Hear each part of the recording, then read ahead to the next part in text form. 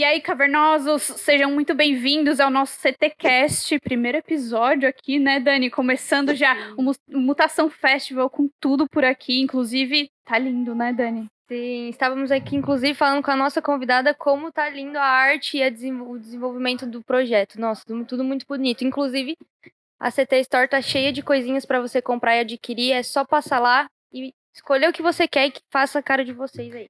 É isso aí. E além de tudo isso, a gente tem muito conteúdo, né, para Mutação. Não é só a criação, claro, isso faz parte, né, e enriquece também o projeto, mas tem muito conteúdo. E para falar de conteúdo, a gente recebe a Andréa Vargas, que foi preletora hoje à noite aqui. Na nossa primeira sessão já abriu Mutação Festival, né? Que responsa, Andréa. Estou muito feliz e realmente vocês estão de parabéns. Ficou lindíssima a arte e a identidade visual. Muito lindo. E André, tu trabalha já há muito tempo com missões urbanas. Como é que é pra ti? Tá se sentindo em casa, né? Estando na Caverna das Tribos, a Caverna das Tribos que trabalha também com missões urbanas. Eu faço parte da Missão Avalanche. Ajudei a fundar a Missão Avalanche lá em Vitória, no Espírito Santo, que é a primeira agência de missões urbanas que trabalha com ferramentalização de cristãos para enfrentamento de problemáticas urbanas. A gente atua em alguns eixos de atuação, dentre eles o de treinamento, mas tem outros também. A gente trabalha com as escolas que daí entram nessa questão do treinamento, das mais diversas. Agora, por exemplo, lá em Vitória está tendo a escola sobre compulsões. Em abril, se Deus quiser, a escola de sexualidade, de aconselhamento em sexualidade. Mas a gente tem várias outras para acontecerem durante o ano. Mas dentro da questão do Avalanche como agência de missões urbanas, além do eixo treinamento, a gente tem o eixo de intervenção urbana, de evangelismo, de aconselhamento ou autocuidado, que é um nome que a gente deve estar migrando aí, o eixo sobre questões humanitárias, porque é um desafio também hoje para a gente, né, como país, como sociedade, lidar com as pessoas, por exemplo, em situação de catástrofe, em situação de refúgio. Então, são eixos que a gente tem entendido em termos de direção de Deus para a gente atuar. Então, de fato, está dentro desse universo de considerar a sociedade dentro das suas particularidades, esse termo tribo, né? A gente realmente, muito provavelmente, esteja falando a mesma linguagem. Então, eu entendo que a sociedade ela é plural, ela tem várias formas de expressão, de organização, todas elas precisam ser consideradas, respeitadas, tratadas com dignidade e, de uma certa forma, é um desafio para a gente, como igreja, poder entrar em contato com esses aglomerados humanos, assim vamos colocar, e apresentar o evangelho, que é a boa notícia. É a grande notícia, é a melhor notícia de todas, que é a possibilidade de redenção para a humanidade, né? Na pessoa de Jesus. Então, estou em casa. Coisa boa. E assim, tu trazes temas bastante fortes, né? E claro, discutir temas polêmicos e temas que ainda são tabus é sempre muito difícil, né, dentro da igreja. Como é que hoje tu se coloca nesse cenário, trazendo esses temas, levantando pautas que são importantes ser faladas e de forma que são inseridas nessa questão já das tribos, né, que a gente vem falando? Eu entendo o seguinte, a Missão Avalanche, quando foi criada em 2004, ela, desde então, tem sido fundamentada, tem sido construída no texto de Jeremias 51, de 11 a 14, que basicamente fala o seguinte, eu vou parafrasear, ok? Afiai as flechas, preparai os escudos, colocai homens de tocaia, colocai homens de sentinela, porque o Senhor jurou pelo seu próprio nome que enviaria guerreiros de longe para ajudar na batalha contra as muralhas da Babilônia. Então, basicamente, é um comissionamento para um enfrentamento a tudo aquilo que diz respeito a algo que entra em desacordo com o reino de Deus.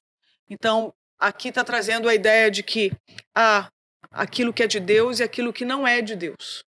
E na figura do simbolismo ali da Babilônia. Então, aquilo que antagoniza com Deus, aquilo que zomba de Deus, aquilo que difere de Deus, isso aí precisa ser enfrentado. É o privilégio da igreja, poder apresentar aquilo que é da parte de Deus, aquilo que é do agrado de Deus, aquilo que representa Deus. Então, a gente entende que há áreas que de repente possam estar no esquecimento, e até por uma série de conveniências, mas que é privilégio da igreja, responsabilidade da igreja levantar essas questões. Até porque, desde o princípio, o Senhor disse que era para a humanidade guardar, falou isso para Adão, guarde e cultive o jardim. Essa palavra cultivar é o que serve de raiz para a gente entender a ideia de cultura. Então, o ser humano, o povo de Deus, foi chamado por Deus para apontar um caminho para a humanidade, para gerar uma cultura da Trindade na Terra. Então, é responsabilidade nossa puxar essas discussões. Então, é um privilégio, é um desafio, é uma responsabilidade que tem que ser cumprida, tem que ser desenvolvida. Então, por isso que a gente atua nas áreas que a gente atua. Agora, eu particularmente, eu me inclino para a questão da sexualidade humana. E entendo que essa é uma pauta que não é sussurrada nas Escrituras. A Bíblia grita sobre a sexualidade humana. Então, é preciso que essa ideia de tabu não é que venha a ser assim, trazida uma alternativa, viu, vamos começar. Não, é parte do ensinamento de Jesus Cristo. Então, quando Jesus deixa a grande comissão, lá em Mateus 28, ele fala para a gente, como seus discípulos, para a gente ensinar o povo. Ensine esses novos discípulos a guardarem tudo que eu vos ensinei. Pô, Jesus ensinou como aquele pessoal tinha que viver, como que os discípulos deveriam viver, em todas as áreas da vida. Não era só como viver na sinagoga, era como viver a vida. E então é responsabilidade nossa levantar esses assuntos. Então, eu acho que é um grande privilégio. Agora, não significa que ele vá ser tranquilo, que ele não vai ter os seus desafios. Ele tem. Mas pelo Senhor vale a pena. Sim. Como falaste na pregação ali na sessão, ser cristão não é ser fácil, não é estar no caminho fácil necessariamente, né? Mas eu acho muito interessante em relação a isso que falaste de trazer assuntos que são pouco comentados, porque justamente eu olhava no teu Instagram e aí eu vi um post que inclusive eu comentei contigo que eu queria falar sobre, que era de violência doméstica. Isso me chamou muita atenção porque eu trabalho com isso, eu faço estágio numa delegacia da mulher aqui em Araranguá. E quando eu vi aquele post, aquilo me chamou a atenção do tipo, gente, esse é um assunto que eu vejo no meu dia a dia, mas é que eu pouco escuto falar nas igrejas, sabe? Que eu pouco vejo os pastores trazendo à tona esse assunto da violência doméstica, enfim. E quando eu vi o teu post no Instagram, eu achei muito interessante e eu até comentei com a Natália, eu mostrei assim, ó, que eu fui ver os comentários, porque a gente, né, vê a relação ali, enfim, é um feedback das pessoas, e o primeiro comentário era de um homem, enfim, falando assim: você não deveria ter usado a imagem que você usou se você soubesse quem ela é na imagem. Mas, tudo bem. E, tipo, ele desfocou totalmente do assunto do post central em que publicaste que era violência doméstica, sabe? E pra mim, isso é um reflexo daquilo que a gente vê hoje na igreja, que é essa questão de pouco falar nisso, sabe?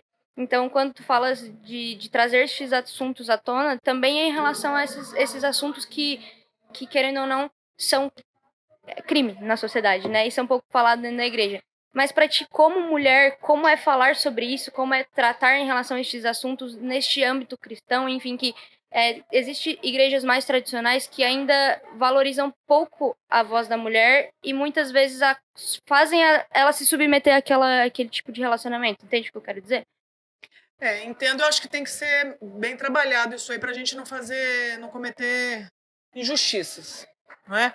Mas eu entendo, eu acho maravilhoso o fato de você estar envolvida, por exemplo, no dia a dia de uma delegacia, de entrar como cristã em contato com uma área que é tão complexa e tão cara para a sociedade. O fato da gente ter uma delegacia que possa acolher as demandas de violência contra a mulher, isso já é uma conquista da sociedade, da legislação brasileira, da infraestrutura, entende? Da segurança, da saúde, da assistência. São muitas as esferas envolvidas para ter um espaço como esse com os profissionais que tem. Então, o fato de você estar ali, entrando em contato com essa realidade, eu acho que já diz muito sobre como a gente tem trabalho pela frente, como a gente tem gigantes que a gente vai precisar, com certeza, dialogar com vários atores. Porque você falar de uma nação violenta, violenta em vários aspectos, inclusive contra a mulher. E realmente não é fácil ser mulher num país como esse. Os números mostram isso. E os números subnotificados mostram isso nas entrelinhas. Então nós temos sim feridas abertas na nossa nação. A violência contra a mulher, a violência contra a pessoa idosa, a violência contra a criança, contra o adolescente, a violência contra o negro, a violência contra o pobre, a violência contra a pessoa em situação de refúgio, contra o imigrante. São muitas as violências. Então, a gente entrar em contato com a violência pode ser algo que nos faça assim, naturalizar a questão. E o povo de Deus não pode sucumbir a isso. O povo de Deus precisa resistir à naturalização da violência. A gente tem que ser violento contra o pecado. Não contra humanos, sangue e carne, mas contra os principados e potestades que trazem os desdobramentos da queda para a nossa sociedade, entende? Então, eu vejo como uma responsabilidade eu tirar proveito das oportunidades que eu tenho de poder ter acesso às pessoas e puxar essas discussões. Agora,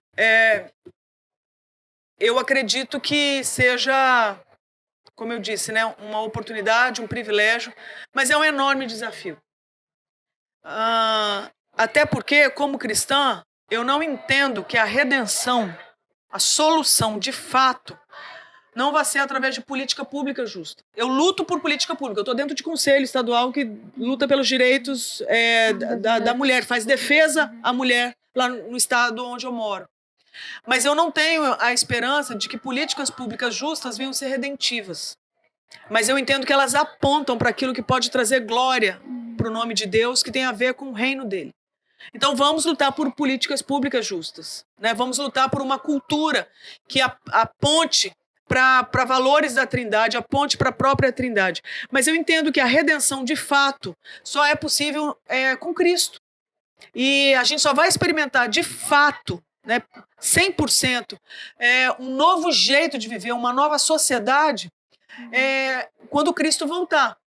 Ele ainda não voltou. Enquanto ele não volta, é privilégio e responsabilidade da igreja levantar a poeira daquilo que não pode decantar na sociedade.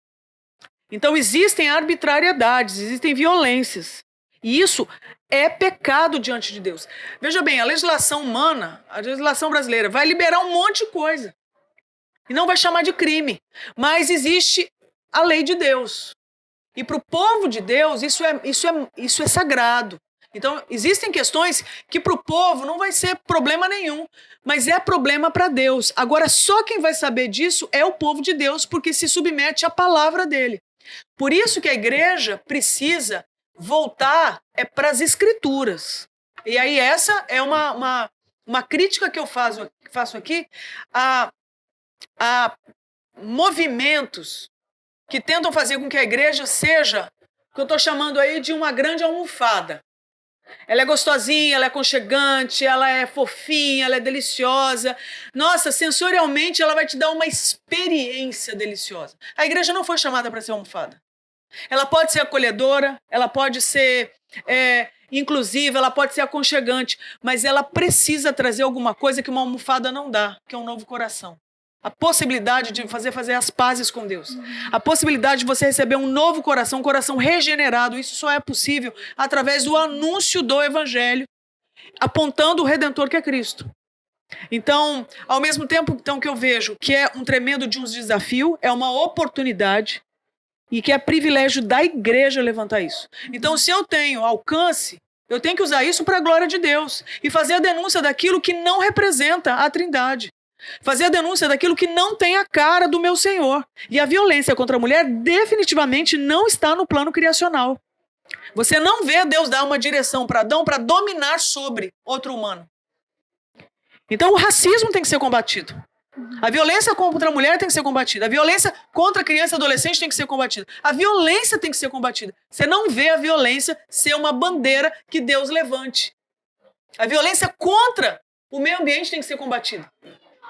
Entende? Então são muitas as violências que foram inauguradas na Terra a partir da queda.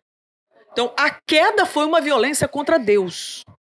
A queda inaugurou uma série de violências contra o próximo, contra a criação de Deus. Então a igreja tem que apontar a causa da violência. E a causa da violência é o pecado. A solução para o pecado é Cristo. E por causa do pecado, a gente experimenta até hoje os desdobramentos dessa queda. Dentre elas, a violência contra a mulher e as demais. É um assunto que não dá mais para ser abafado, né, dentro das igrejas. A gente viu por muito tempo mulheres que sofriam violência, chegavam, pediam aconselhamento para os pastores, eram aconselhadas, de certa forma, a se reconciliar, manter aquele relacionamento, por mais que fosse um relacionamento violento, né? Uhum. Mas manter justamente pela questão da separação, enfim. Como é que tu enxergas essa questão e trabalhar isso? Porque é uma linha bastante tênue também, né? Eu acredito que tem situações em que a gente vai ter que fazer uma escolha. Se é por temor a Deus ou por temor a homens. E há pessoas que estão correndo risco de morte por causa do convívio com a violência. Aí a questão é, você vai dar conta de fechar essa conta? Você vai dar conta de fechar a conta depois? Quando uma tragédia acontece, tem que derramar sangue? Entende? Uhum. Tem que derramar sangue? Então, assim, quando a gente fala da Lei Maria da Penha está onde hoje? Ela está numa cadeira de rodas.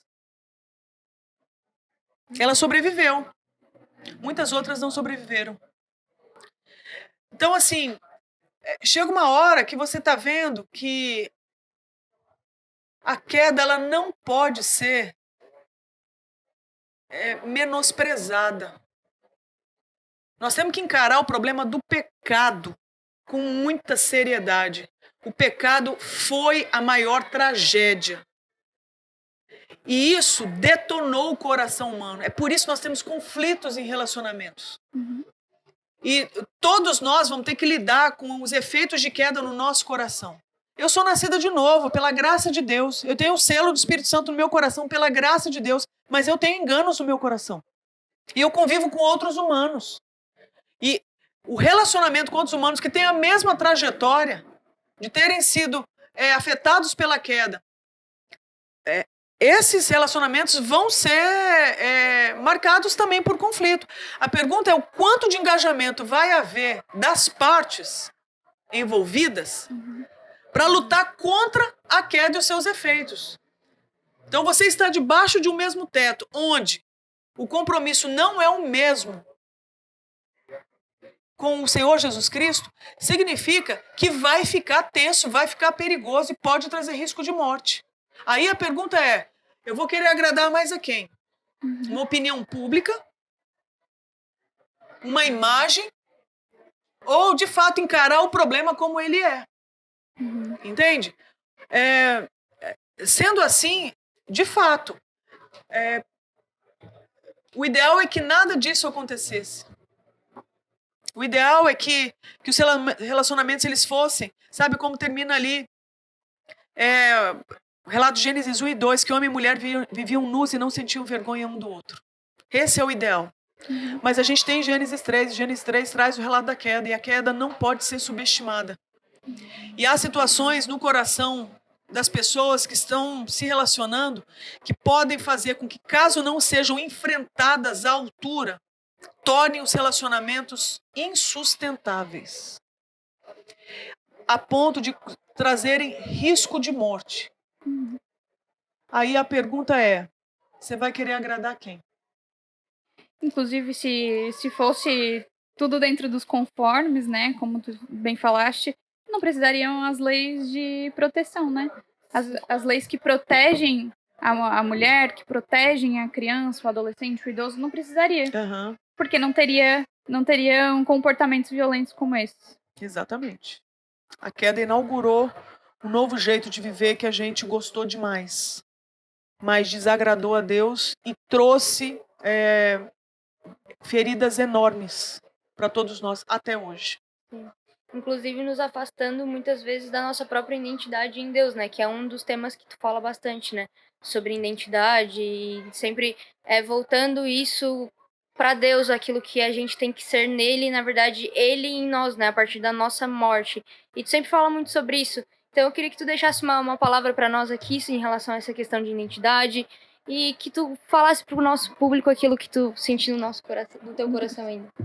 Eu acho assim que por muito tempo eu aconselhei pessoas como cristã, aconselhando outras pessoas cristãs. Eu acho que eu até me tornei uma investigadora, digamos assim, uma especialista em história de vida. Então me conta a sua história que eu digo quem você é. E eu acho que, de uma certa forma, isso aí ainda é o perfil de muita gente que ajuda pessoas a partir da igreja. E é uma tentativa, eu acho que louvável até um certo ponto, porque é muita gente tendo compaixão, tendo misericórdia, procurando informação, conhecimento, capacitação para poder encarar a história de vida das pessoas que precisam de ajuda para tentar ajudar e minimizar o sofrimento. Eu acho que isso tem o seu valor. Eu ouvi muita história nessa perspectiva, entende? Mas, ao mesmo tempo, a gente tem que lembrar o seguinte, isso aí é para nos trazer esperança, que a palavra de Deus traz também uma outra história. E essa história consegue abraçar, envolver as nossas histórias individuais. Então, a história que a Bíblia conta é uma história maior, é uma metanarrativa, é uma história maior, que não começa quando eu nasci, começa quando a terra era sem forma e vazia, e que no princípio era Deus. Isso significa que antes da história da Andréia, já tinha uma história que tinha acontecido e estava desenrolando. Isso que significa que eu não preciso só olhar para a minha história cronológica para matar charada sobre mim. A minha história cronológica, ela está dentro de uma história maior que eu preciso conhecer para eu dar conta de entender a minha, que é menor. Não menos importante, mas menor. Por que isso? Porque se de repente eu olho para a minha história de vida e tento olhar, por exemplo, para a minha sexualidade e matar charada sobre ela a partir dos episódios que aconteceram ou não aconteceram na minha história cronológica, pode ser que muita coisa faça sentido, mas eu ainda não vou entender por que eu, sabendo de tudo isso, ainda tenho as faltas que tenho. Por que eu, sabendo de tudo isso, eu ainda sinto o que sinto? Por que eu, sabendo tudo isso, eu ainda desejo o que desejo?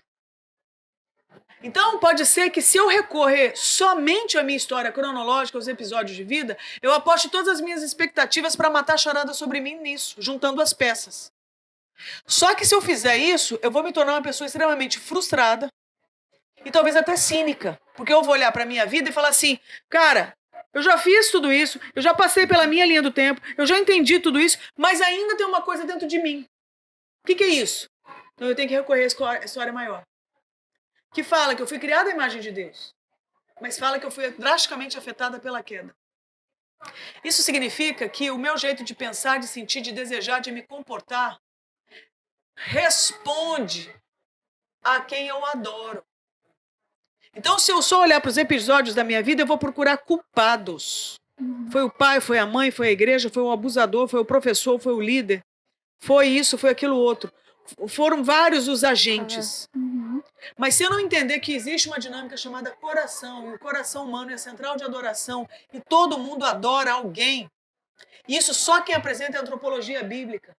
Nenhuma outra fonte de conhecimento apresenta o ser humano, além da ideia dele ser homo sapiens, além dele ser um ser movido à emoção. Não, a palavra de Deus apresenta uma antropologia que é superior, que diz que o ser humano, antes de mais nada, ele é adorador, ele é religioso, ele é litúrgico. Ele não é só o que ele conhece, ele não é só racionalidade, ele não é só o que ele deseja, não, ele é tudo isso, mas acima de tudo, ele pensa, deseja, sente, ele se comporta a partir de quem ele adora.